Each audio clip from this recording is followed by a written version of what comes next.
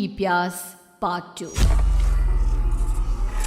और उसके बाद वो जंगल एक बार फिर से सुमन की चीखों से गूंज उठा। लेकिन आज की रात सुमन की चीखों को सुनने वाला वहां पर कोई भी नहीं था। अगर वहां पर कोई मौजूद था तो बस हरिया, जो कि अब एक भेड़िए में बदल चुका था। सुमन के बालों को पकड़कर घसीटते हुए वो जंगल के बीचों बीच एक जगह पर ले जा रहा था। अगली सुबह गांव में। अरे भाई, पता नहीं क्या बात है, अपने गांव का हरिया किसान और उसकी पत्नी सुमन दोनों गायब हैं। दोनों का कोई अता पता नहीं। अरे कैसी बातें कर रहे हो भाई, ये कब हुआ है? अरे पूरे गांव में खबर फैली पड़ी है। कल रात को दोनों खेत की तरफ जा रहे थे, लेकिन लौटकर आए ही नहीं। तो हो सकता है अपने खेत पर होंगे। पूरा गांव ढूंढ कर आया है भाई। जानते हो क्या मिला वहां पर? क्या हुआ भाई? क्या मिला? बताओ हमें क्या मिला? अरे हरिया की पत्नी सुमन के कपड़े पड़े हुए थे। शरीर का एक एक कपड़ा फटा हुआ झोपड़ी के बाहर पड़ा था, लेकिन दोनों पति पत्नी का कोई पता ठिकाना नहीं था। अरे भाई, लेकिन उसका जो दोस्त है ना रामू किसान, उससे पता करके आते हैं ना। अब तक तो दोनों साथ ही खेत पर जाया करते थे। हाँ, हमें उसके घर जाना चाहिए भाई। चलो वहाँ चलते हैं, चलो। वो सारे लोग रामू के घर पर पहुंचते हैं। रामू अपने घर के बाहर बैठकर हुक्का पी रहा था। आज सारे के सारे लोग टोली बनाकर मेरे घर क्यों आ रहे हैं? क्या कोई मर गया क्या भाई? अरे कैसी बातें कर रहे हो? तुम्हारा सबसे अच्छा दोस्त हरिया और उसकी पत्नी गायब है और तुम यहाँ बैठकर हुक्का पिए जा रहे हो हैं? रामू ने अजीब सी नजरों से उन सब गांव वालों की तरफ देखा, जिसकी वजह से वो लोग एक बार के लिए डर गए। गायब है? अरे गायब नहीं है, मुक्ति मिल गई है। उन दोनों को मुक्ति मिली है। इस दुनिया में आकर हर इंसान पाप करता है और उसे उसके पापों के लिए मुक्ति मिलना बहुत जरूरी है। अरे ये कैसी बहकी बहकी बातें कर रहे हो भाई हैं? और इसका चेहरा अजीब सा क्यों लग रहा है? लगता है दोस्त के मरने का गम बैठ गया है। पागल हो गया है शायद ये पागल। ये बात सुनते ही रामू चीख कर जोर से चिल्लाते हुए कहता है, पागल मैं नहीं हूँ, पागल तुम सब हो। और ये शैतानी जंगल अब तुम में से किसी को नहीं छोड़ने वाला, सबको खा जाएगा। याद रखना मेरी बात। शैतानी जंगल? कैसा शैतानी जंगल? लगता है रामू पागल हो चुका है। हमें यहाँ से चलना चाहिए भाई। चलो। तभी रामू की पत्नी बाहर आती है। नहीं, आप लोग इनकी बात का बुरा मत मानिए। 2 दिन पहले हरिया के साथ खेत पर गए थे। जब से वहाँ से आए हैं तब से ऐसी ही बातें कर रहे हैं। भगवान जाने ऐसा क्या देख लिया उन्होंने, खेत में कुछ भी बड़बड़ाते रहते हैं। लेकिन गांव के लोगों ने कमला की कोई बात नहीं सुनी और वो सब वहां से चले गए। रात अब धीरे धीरे ढलने लगी थी। तभी अचानक किसी ने धीमी सी आवाज में रामू को पुकारा। रामू, आ जाओ, मैं तुम्हारा इंतजार कर रहा हूँ। और सुनो, अपनी पत्नी को साथ लेकर आना, नहीं तो काम अधूरा रह जाएगा। ये आवाज सुनते ही रामू के चेहरे पर शैतानी मुस्कुराहट आ जाती है। वो धीमे कदमों से अपने घर के अंदर आता है। क्या हुआ? तबीयत ठीक है ना अब आपकी? मैं तुझे अपने साथ खेत पर ले जाने आया हूँ, चल। मैं तुम्हारे साथ कहीं नहीं जाने वाली। मुन्ना गहरी नींद में सो रहा है और उसे अकेला छोड़कर मैं तुम्हारे साथ खेत पर नहीं आ सकती। वैसे भी तुम्हारे उन खेतों में भगवान जाने कौन सा राक्षस घूम रहा है, मुझे तो डर लगता है। रामू गुस्से में दांत पीसता अपनी झोपड़ी से बाहर आ जाता है और कमला गहरी नींद में अपने बच्चे के साथ सो जाती है। तभी अचानक रात को रामू की झोपड़ी के ऊपर एक साया वही गाना गुनगुनाते हुए घूमने लगता है जो हरिया के मोबाइल में बजा करता था। मैं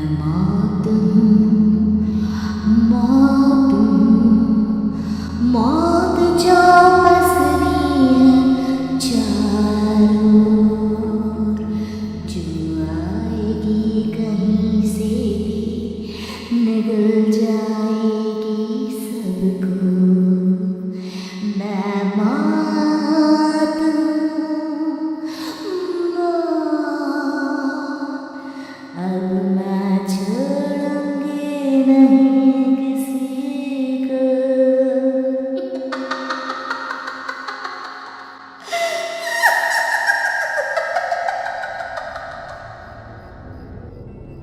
ये आवाज सुनकर रामू की पत्नी कमला की आंख खुलती है और वो देखती है कि उसका मुन्ना अपनी जगह से गायब था। कमला चीखते हुए बाहर दौड़ कर आती है। वहां पर उसने देखा कि रामू ने अपने बच्चे को झोपड़ी के बाहर एक पेड़ से उल्टा लटकाया हुआ था और उसका बच्चा चीख चीख कर रो रहा था।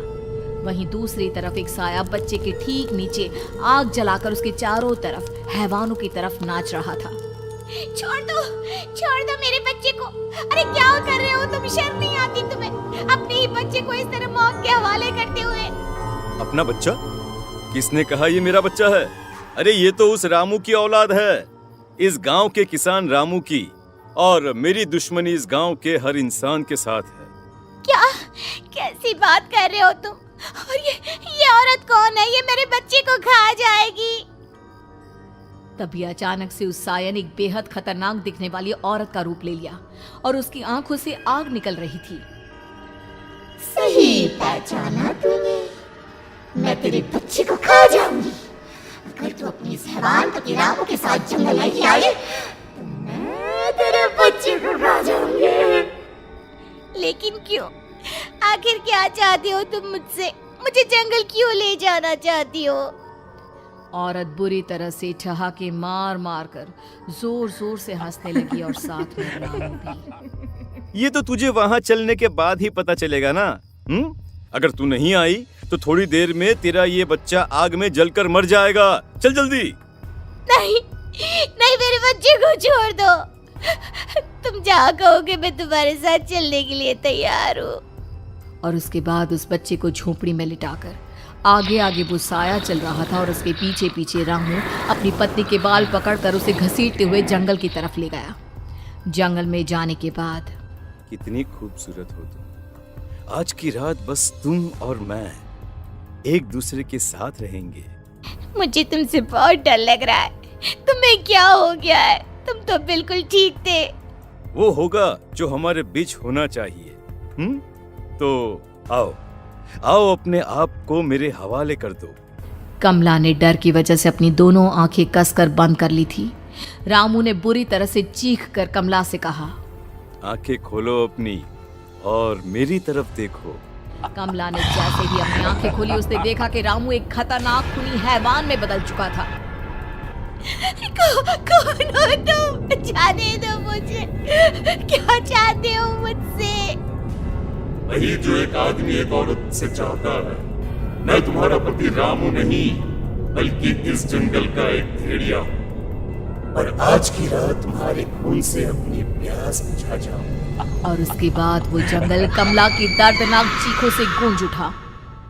अगली सुबह कमला के कपड़े भी जंगल में उसी तरह पाए गए जैसे कि सुमन के पाए गए थे। इस घटना के बाद पूरे गांव में दहशत का माहौल था। अपने माँ बाप की मौत और गांव में हो रहे इस तरह की घटनाओं की खबर सुनकर किशन शहर से गांव लौट आया था। अपने माँ बाप की बेदर्द मौत की वजह से वो बहुत परेशान था। तभी अचानक उसे अपने घर में खाट के नीचे पड़ा हुआ वो मोबाइल फोन मिला जो उसने अपने पापा हरिया को गिफ्ट किया था। अरे कितने प्यार से पापा के लिए मोबाइल फोन लेकर आया था। इसे एक दिन भी काम में नहीं ले पाए। और आखिर कौन है जो गांव में इस तरह की हत्याएं कर रहा है? क्या है इन सब के पीछे? क्या है? मुझे पता करना ही होगा, वरना एक दिन पूरा का पूरा गांव खाली हो जाएगा। इस गांव में एक भी जिंदा इंसान नहीं बचेगा। गांव के लोगों की मदद करने के इरादे से किशन अपने गांव से दूर एक दूसरे गांव में बहुत बड़े तांत्रिक के पास मिलने के लिए गया। तांत्रिक बाबा, अब आप ही कुछ उपाय बता सकते हैं। भगवान जाने हमारे गांव को किसकी नजर लग गई है। नजर नहीं लगी है, किसी ने तुम्हारे गांव को बद्दुआ दी है। किसी सताई हुई आत्मा का प्रकोप है और अब वो पूरे गांव में किसी को नहीं छोड़ेगी जब तक उसकी आत्मा को शांति नहीं मिल जाती। अरे लेकिन ऐसा कौन है बाबा? किसकी आत्मा है और कैसे मिलेगी उसे शांति? मौत है, मौत कहीं से भी आएगी और सबको निगल जाएगी। इससे बचने का सिर्फ एक ही उपाय है, लेकिन उस उपाय को करना आसान नहीं होगा। जो भी उस उपाय को करने की कोशिश करेगा उसकी जान जा सकती है। भले ही मेरी जान चली जाए, लेकिन मैं अपने गांव के लोगों की जान बचाने की पूरी कोशिश करूंगा बाबा। तो ठीक है फिर, अगली अमावस की रात जैसा मैं कहता हूँ वैसा ही करना। अमावस की रात तांत्रिक के बताए अनुसार किशन अपने साथ केरोसिन लेकर जंगल की तरफ चल पड़ा। उसके हाथ में देवी के मंदिर का सिंदूर भी था। किशन जंगल के बीचों बीच पहुंचा। ये देखकर उसकी आंखें फटी की फटी रह गई। वहां एक उबलते पानी का तालाब था और कई लोगों की लाश लटक रही थी। किशन की माँ बाप की लाश भी वहीं थी। माँ, बापू, क्या हो गया? ये क्या हो गया? तभी वहां पर एक औरत और आदमी आते हैं। उन्हें देखकर किशन चौंक जाता है। गोपाल काका, आपकी तो 5 साल पहले मौत हो गई थी। और निर्मला काकी, आप? मौत तो हो गई थी, लेकिन तुम ये नहीं जानते कि हमारी मौत कैसे हुई थी। क्या कहना चाहते हैं आप? कुछ नहीं, बस ये जान लो कि अब इस गांव में कोई जिंदा नहीं बचेगा। लेकिन क्यों काकी? क्योंकि 5 साल पहले इन गांव वालों ने मुझे डायन बताकर पत्थर मार मार के मार डाला। मेरी कोई गलती नहीं थी। गांव का एक बच्चा क्या लापता हुआ, सारा इल्जाम मेरी पत्नी पे डाल दिया। और जब मैंने निर्मला की जान बचाने की कोशिश की तो मुझे भी मार डाला। आपके साथ ये बहुत गलत हुआ काकी, लेकिन आप जो कर रहे हैं वो भी सही नहीं है ना? तुम यहाँ से चले जाओ वरना तुम भी नहीं बचोगे। हमारी आत्मा पिछले 5 साल से मुक्ति के लिए भटक रही है। चले जाओ यहाँ से। मौका देखकर किशन सिंदूर उन दोनों के ऊपर डाल देता है। उनका शरीर जलने लगता है और वो भयानक तरीके से चिल्लाने लगते हैं। अगले ही पल किशन उनके ऊपर केरोसिन डाल देता है और वो दोनों जल जाते हैं। किशन अपने माँ बाप और दूसरी लाशों का अंतिम संस्कार करवाता है और अपने घर लौट आता है।